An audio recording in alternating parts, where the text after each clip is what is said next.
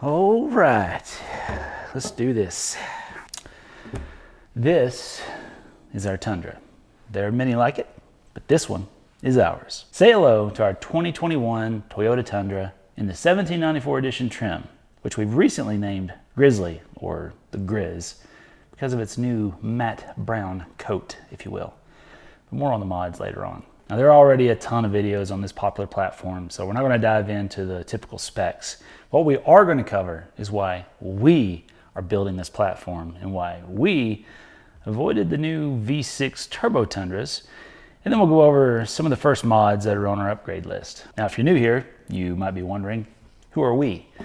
We are Lifestyle Overland, a family of four who have been overlanding and exploring North America and beyond since 2014 in our 2014 4Runner, 2016 Lexus GX460, and occasionally our 1980 Land Cruiser Troopy. Since 2018, we've been full-time creators who have spent most of our time on the trails, so we're no strangers to putting builds through some relentless testing. But now, with our growing family, including a new kid and puppy, it's time to try something a little bit different as our primary adventure and tow rig. Now, with all the tempting options out there, why a Tundra? And specifically, why a second-gen Tundra?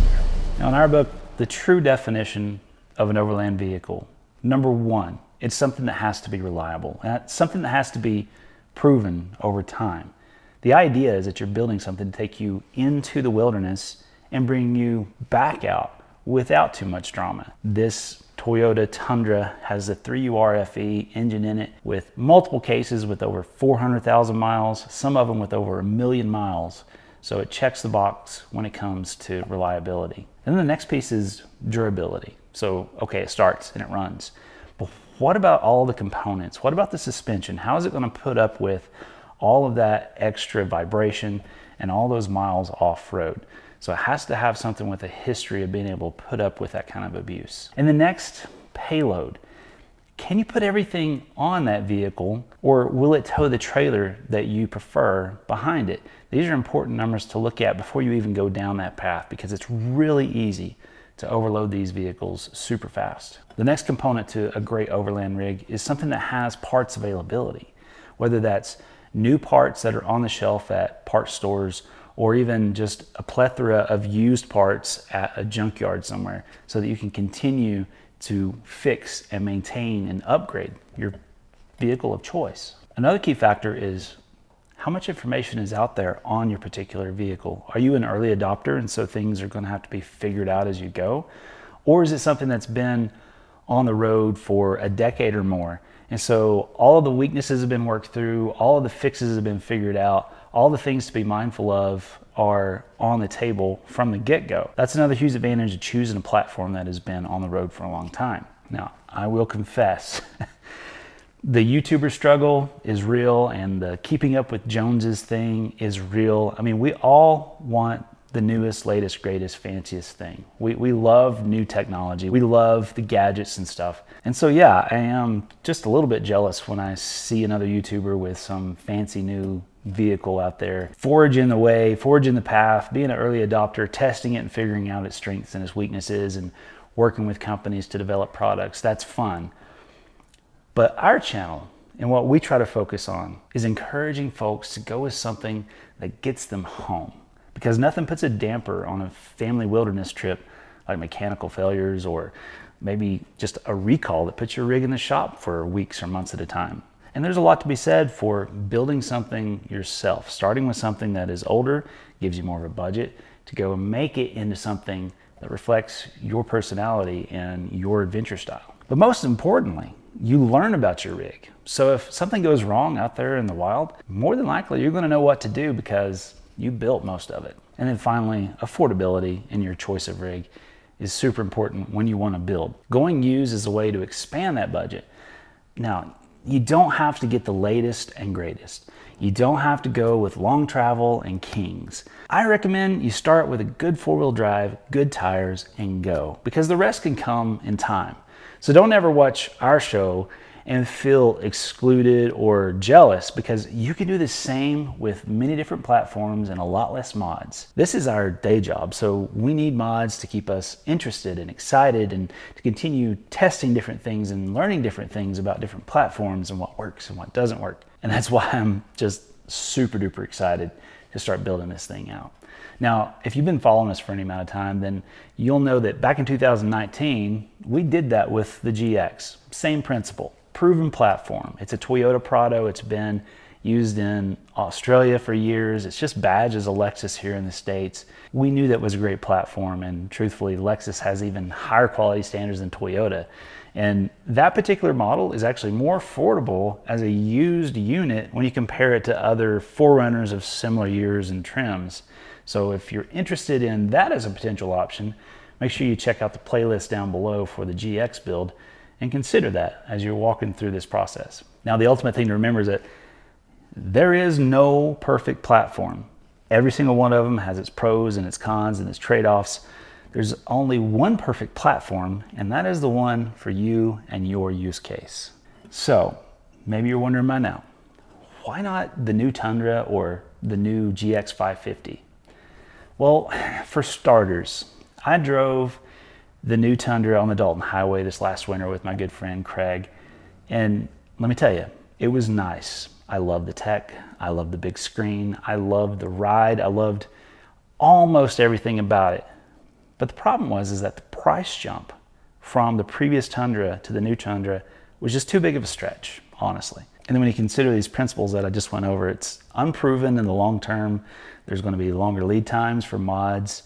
That's quickly improving. There are fewer replacement parts available, which could increase your downtime, and then not as much data by the new owners, relatively speaking, to the previous Tundra. It's an expensive investment for a trail rig, and you're going to deal with some increased depreciation over some of the other options. Another concern was, the new V6 with the turbos and maybe even the hybrid system. It just adds complications to the maintenance and repairs and potentially the reliability. And there's not much increase in fuel mileage after building one of those out compared to the previous gens, and that's per the internet, of course. But when you look at the cost difference, it doesn't really justify it to go with the new Tundra for any kind of fuel efficiency savings. And of course, the elephant in the room and the headlines across all of YouTube is the recalls and the blown engines on the new Tundras. And I'm confident Toyota is going to figure that out. But that's not a risk that we want to run ourselves. And then as to the GX 550, I loved our test drive. And I was very, very impressed with the Lexus people. I was very impressed with their continued dedication to quality. But that one, for us, it's the price. It's just astronomical when we're going to take this thing out and beat it to pieces. Now, if Lexus wants to loan us one, we're here for you. But at the end of the day, we really preferred having a mod budget for suspension, tires, storage, and all the other bits and pieces. So simply put, our use case just didn't warrant that price. Now, I would say for those of you who are shopping, if I was looking for a primary commuter, then I would probably consider, either the new Tundra, the new Land Cruiser that's coming out, the new 4Runner, or even the GX 550. But for our primary use case of just go, go, go on the trails all the time, it just wasn't going to be a great strategy for us in the long term. Now, the downsides of this second gen Tundra. Well, obviously, number one, fuel mileage. Now, it's not far off from the new Tundra, especially once you've got two built units side by side. And I know that's probably a point of argument. So if you have one or the other of the Tundras, please let me know down in the comments kind of what fuel mileage you're getting and whether or not you have a built Tundra. I am curious to hear more from real world use folks. Now, one of the downsides, and honestly this surprised me once I started diving in and researching this platform, is the simple fact that it has a similar payload as a 4Runner. As a matter of fact, this particular model behind me has 20 pounds less on paper than what a 4Runner can haul. Now, you can dig into this, and some of that data seems to suggest that this was done intentionally by Toyota so they could focus on comfort and towing capacity, safety, and off-road capabilities, which would eventually lead one to think that maybe it can handle more than the sticker rating. but I'm not suggesting that anyone exceed it. One of its black eyes is just simply the fact that it's outdated tech by the more recent comparisons with the bigger screens and more bells and whistles. But what you gain is something that has been worked through. It's stable. It's not going to be giving you glitches and needing constant dealer updates and things like that, like we've seen with some of the new Tundras. Now, I will say one of the disappointing things for me once I actually got this in hand was the fact that it's just not the same fit and finish as a Japanese-built 4Runner or GX460, which is surprising, being as that this is one of the most American-made trucks, if the internet is correct. Things like the door handles and just the touch and the feel of so many different pieces, the rattles that just inexplicably come out of nowhere. It was a little bit surprising, to be honest with you. I get in my 4Runner, the door handles are solid, there's just no wiggle. I get in these guys and I'm like, this feels kind of like a kid's toy in some places. And then obviously compared to our previous vehicles, the 4Runner and the GX460, the Tundra is longer, wider, and heavier, which means there's going to be limitations on access to trails. Now the good news is we'll still have our 4Runner for the tighter stuff if we want to go and get crazy with it. But we are going to have to be mindful of our size and our weight and our width, and especially that breakover, because we're a lot longer in this than we are in the 4Runner. Now, as far as common issues, not a lot, to be honest with you, through my research anyhow. Typically, water pumps tend to go out around 60,000 miles, fairly straightforward replacement. It does have some particular oil leaks. Some are more prevalent in different years. But there's a lot of information out there that you can dig into for a particular model or trim that you're looking at buying. Now for the 2019 through 2021, like this one sitting behind me here, Toyota decided to delete the transmission cooler. Now, that's a rabbit hole on the internet for you, but it's arguable if this was a real issue or not, because apparently these transmissions are absolutely bulletproof. And so it sounds to me like they decided, hey, as long as they're changing their transmission fluid often enough for how much towing they're doing, then maybe it's not really something that needs to be added into the system. Now there are aftermarket options for adding that in. Definitely comment below if you've had transmission heat issues. I'm very curious to hear what other folks have experienced, but there doesn't seem to be a lot of concern from the mechanic side of things. Now, another thing that I noticed after a few miles is the frame flex on the Tundra is palpable. When you're driving on the concrete roads in Salt Lake City, there's keyways, and so you have this undulation that happens, and you hit those things just right, and it feels like a freaking bucking horse. I mean, it's rough. Now, I know tire size has a lot to do with that, and so we'll probably get a much smoother ride once we go to a larger tire, but it's just something to be mindful of. I found it to be pretty annoying if you're running over those bumps at the right cadence. And then I mentioned just a minute ago, just the infotainment center could use some updating, but I gotta be honest, the one in this 2021, I'm very happy with.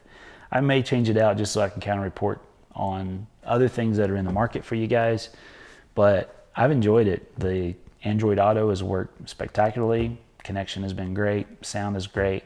And that is one of the nice benefits of the 1794 is you do get a little bit of an upgraded sound system, but it's still not gonna rattle the roof. It's good. It's okay. A couple more little things that I'm not super happy about is my driver's seat has a pop. So if you lean back in it, or if you put on the brakes and the seat kind of leans back forward again, it feels like there's a loose bolt or a loose rivet or something in the slide itself. So it's just like this clunk, clunk, but it's just not something that you would really expect from a Toyota vehicle. And then the transmission is a little bit sloppy. It does a lot of hunting when the trailer is not behind it. You pop it into tow and haul mode and it's great. It's firm. It's very much, you can anticipate what it's going to do. Not in tow haul mode, who knows? Now this is all going to change as we add weight and as we add bigger tires and things like that. So I'll report back on if that improves at all. We might even look at some way of tuning it if it becomes an issue. Now, why is this the best platform for us, the Lifestyle Overland family? Well, for starters, it's the cabin size. Sarah and I are both tall people. We've got 2 kids. Caroline is already almost as tall as Sarah. We've got camera gear, we've got a new puppy, and so having all that extra cabin space is going to be huge. And just a little bit of an example, the Tundra is 39 inches longer than our 4Runner and ends up having a 3-foot longer wheelbase and 4-inch wider body, but that gives us 10 extra inches of legroom in the rear with another 1.5 inches more legroom in the front seat. And it's actually more than that, just depending on how you position. But let me tell you, if you have car seats, especially rear-facing car seats, and you try to put those in a Tundra, you try to put those in a Tacoma, you try to put those in a GX, and you find out real quick, whoever's in front of that car seat is jammed right up into the dash. And so, yeah, that was one of our big motivations, going to something with a lot more space in that back seat for the kids and the dog. Now with these larger dimensions, that ends up meaning that it weighs about 1,000 pounds more, starting out stock versus stock to a 4Runner. But the nice part is you end up with 111 more horsepower and 123 more foot-pounds of torque over the 4Runner. And the nice part is the peak torque is at 3,600 RPMs on the Tundra, not 4,400 on the 4Runner, which means you're going to get a more pleasurable towing experience running at that lower RPM. And while the 4Runner has done great, I have no problem running it at 5,000 RPM. It does begin to wear on you. In the back of your mind, especially if you've used V8s in the past, using that 4.0 V6, you just feel like it's going to blow any moment. It never has. It's done great. We're at 207,000 miles or more on the 4Runner, and she's still doing awesome. But it's a much more pleasurable experience if you can bring those RPMs down and you don't feel like your vehicle is having to work as hard to pull that next hill. And another advantage that's going to help all of that is the fact that the Tundra has a 6-speed transmission as opposed to the 4Runner, which is only a 5-speed. So acceleration is a game changer in the Tundra. The 4Runner, you'll get there eventually, but without re-gearing, towing does become quite a chore. Now, even though it is a lot heavier than the 4Runner, it's still going to be well suited for what we do here out west. I might not recommend a full-size vehicle to someone who's going to be on the East Coast trying to run through tight forested areas, maybe even places in the Pacific Northwest. It's just something to be mindful of. You don't want to be too limited if your region of exploration has traditionally narrow trails. So be thinking about where you're going to explore and really apply that hard to your decision on what you want to build. Now, I posted on Patreon and asked our supporters if they had any questions as to why we went with this particular platform. And I've already answered a bunch of their questions here, but one of the questions was, am I concerned about the dust that's going to be in the truck bed itself? And that is going to be a factor. But if you remember, we went to Alaska and we rented the Tacoma, which had a smart cap on the back. And what we found was like we really enjoyed having a clear separation between passengers and your everyday stuff, your cups, your snacks, and the kids' toys versus your camping gear and things like that, so that you're not listening to the rattles, you're not having things shift around and potentially endanger your family if you were in a rollover or a crash or just a hard braking incident. Sometimes it's hard to remember to secure all those things. And so having a clear separation inside of the back of the Tundra is going to be a huge improvement. I'm looking forward to trying it out. And the nice part about the canopy that I'm going to show you here eventually is the fact that there's no windows. So it's a little bit more secure, not to mention the fact that the drawers that we're installing in the rear as well can be locked. So it's going to be a big step up in security for a lot of our gear. Now, the advantage of the bigger footprint, bigger dimensions, is the fact that there's a large roof area. So yes, we're going to get our kayaks back out. Going to come up with some ways to mount that up top. But there's room for bikes and even a future tent if we want to shift this over to doing kind of some standalone trips as well. So it's got a lot of versatility with its footprint. Now, one of the biggest factors for all of us is the affordability. The new Tundras, they start around $45,000 for a base model SR5, and they can push up to and over 80,000 for the TRD Pros and the Capstones and things like that. The 2021, if you pick the last year of the V8s, you can find 1794 editions or limiteds under 50,000 miles for around 35,000 to 40,000. Now, that's still not cheap, but doggone it, these car prices have gone nuts. So relatively speaking, you're around half of what a new Tundra costs. Now, if you're okay with going a little bit older with a lot more miles, then you can get a 2008 to 2016 Tundra with under 150,000 miles for around starting out like 15,000 bucks. So that's really, really attainable, especially if you're just looking to build a dedicated rig that you don't need to rely on driving back and forth to work and things like that. So it's a really inexpensive platform to get started with. Now, if you're like me and you sit down and you consider $80,000 for a new top-of-the-line Tundra or $40,000 for a slightly used top-of-the-line second-gen Tundra, well, that's like putting $40,000 in your pocket for other bits and pieces. At least I think that's how that math works.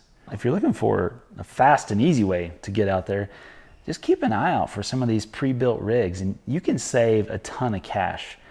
9 times out of 10, they trade those vehicles in at the dealership, and the markup on those compared to one that is stock sitting right next to it is not that much. So if it looks like a quality build and it's got some quality components, you can save a boatload of money. You just got to be willing to trust the previous owner's installations. We just recommend that if you're looking to go this route, watch videos on common issues, get familiar with different things from different years to be aware of, and then when that cream puff pops up, and it will, if you're shopping every day on Facebook Marketplace and Auto Trader and stuff like that, when it pops up, be ready to lock it down. Be ready to have a deposit. Be ready to hop on a plane and get over there and get that thing picked up. All right, so why this particular 1794 edition? What was it that caught our attention? Well, it hits multiple marks on our wish list. For starters, it's a 38-gallon fuel tank. That's from the factory, and there's no aftermarket issues to deal with that. Now, technically, it's really only like 32 gallons because Toyota likes a 6-gallon reserve, which helps protect the fuel pump and things like that, but still, that's a big jump. It already has a built-in tow package with a brake controller. This particular unit only had 29,000 miles on the odometer, and it's in pristine condition with just a single owner. It's got a few chips here and there, but nothing to be worried about. Now, the biggest thing for me was I want a pedigree. Now, when we bought our GX460, that was a certified GX460. It had every oil change, every brake pad replacement, every single thing had been documented at a Toyota or Lexus dealership. And what that did was it allowed it to have a factory warranty for an extended amount of time.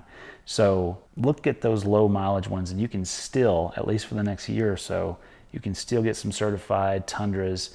So if you are worried and you do want to have something like that just as a backup, they're still out there, but you got to jump on it. Now, honestly, I was actually more interested in the pedigree, knowing that it had been maintained, knowing that the oil changes had taken place. So if I ever wanted to install a supercharger, which will net about 500 horsepower to the rear wheels, I know I've got good bones to install it on top of. And then next, it's a luxury interior. It's beautiful. It feels like a Lexus interior. And the nice part is, it's not just heated, it's also ventilated seats, which I believe you can't even get on a TRD Pro. I believe the TRD Pro is only heated. Correct me down below if I'm wrong. And like I mentioned before, it's got the JBL premium audio, which is, it's okay. Dual zone climate control, which is really, really handy. Sadly, no rear zone for the kids, so you're gonna have to make sure that you've got it set for whatever they need back there as well. And then, warning, if you go with a 1794, there are no factory skids underneath that puppy. So that leads us to the question of, well, why didn't you go with a TRD Pro, which already had a lot of those things underneath? If you wanted an off-the-shelf package that's going to get you on the trail, then the TRD Pro is a good option. But just remember, it comes at a premium price. And the benefits of that are going to be negated if you start swapping out suspension components and things like that. So have a plan on what you want to do. If you want a TRD Pro that you can just load up and get out on trail with, then don't plan on making any upgrades. Pay that premium for it, load it up, rock and roll. If you're going to be building something, then look at the 1794 if you absolutely need the beautiful interior. But if I was to do it on a budget, I would do SR5, and then I would just go from there. I would put good tires on it, and then I would just go. And you can get started really inexpensively with the SR5. Now, another question that we received is, hey, you've been running SUV style vehicles for quite some time. Why didn't you go with a second gen Sequoia? Well, like I mentioned before, I really wanted that separation of equipment. Now, the Sequoia, the second gen Sequoia, is another inexpensive, very capable vehicle. I would highly recommend it if you've got a large family. If you've got 3 or more kids, then the second gen Sequoia, look hard at it. They're very, very tasty options. And then another question that I received from a patron was, why Toyota and not another brand or even a diesel truck of some sort? Well, my background actually comes from GM. My dad had an 83 Scottsdale that we loved. I actually restored it from ground up, swapped it from a 305 to a 350, had Flowmasters. It was amazing. And so my first truck was a 96 Silverado with a 6.5 diesel in it, and it was nothing but problems.